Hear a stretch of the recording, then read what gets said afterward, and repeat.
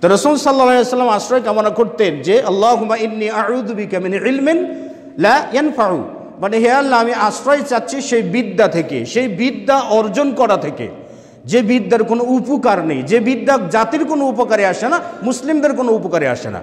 এক কথায় বলা চলে যে বিদ্যা শিখে, যে বিদ্যা অর্জন করে দাঁড়িয়ে প্রস্রাব করা শিখে, যে বিদ্যা অর্জন করে প্রস্রাব করে পবিত্রতা অর্জন করাটা বোঝে না, যে বিদ্যা অর্জন করার মাধ্যমে ইসলামের বিরুদ্ধাচরণ করাটাকেই সভ্যতা মনে করে, এবং যে বিদ্যা অর্জন করার মাধ্যমে টাকনুর নিচে ঝুলিয়ে কাপড় পরা যাবতীয় অন্যায় অনাচার অশ্লীলতাকে আধুনিকতা মনে করে, ঠিক এই বিদ্যাটার ব্যাপারে আল্লাহ রাসূল বলছেন আল্লাহুম্মা ইন্নী আউযু বিকা মিন ইলমিন লা ইয়ানফা, মানে হে আল্লাহ সেই বিদ্যা থেকে আমি আশ্রয় চাই যে বিদ্যা কোনো উপকার করে না, অপকার ছাড়া উপকার করে না।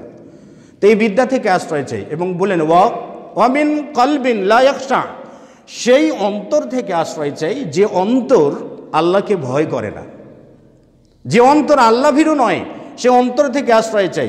ওয়া মিন নাফসিন লা তাশবা, এবং সেই আত্মা থেকেও আশ্রয় চাই যে আত্মা কখনো পরিতৃপ্ত হয় না, মানে লোভ ফুরায় না, কখনো পরিতৃপ্ত হয় না, লোভী আত্মা থেকে আমি আশ্রয় চাই।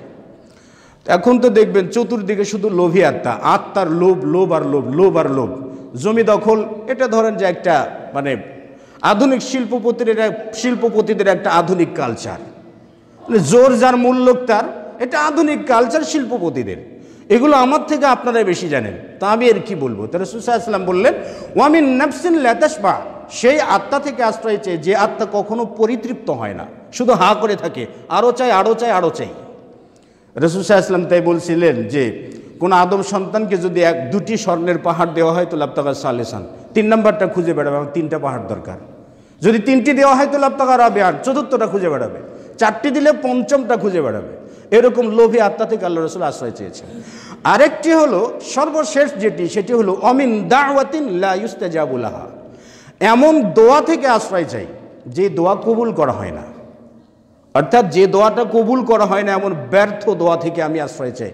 আল্লাহ রাসূল এই দোয়াগুলো করতেন, তার মানে দোয়া যাতে ব্যর্থ না হয়, যে দোয়া কবুল হয় না সেই দোয়া থেকে রাসূল সাল্লাল্লাহু আলাইহি ওয়াসাল্লাম স্বয়ং তিনি নিজেই আশ্রয় কামনা করেছেন, পানা চেয়েছেন আল্লাহ রাব্বুল আলামিনের কাছে। তো আমরা জীবনে বা কয়বার বলি যে আল্লাহ তুমি আমাদের দোয়া কবুল করো। আমাদের দোয়ার সিস্টেমও আলাদা, রসুল যে সিস্টেমে দোয়া করেছেন, রসুল যে পদ্ধতিতে দোয়া করেছেন, আমাদের সচরাচর দোয়া করার পদ্ধতিটাও ভিন্ন রকমের, নিজেদের বানানো পদ্ধতি।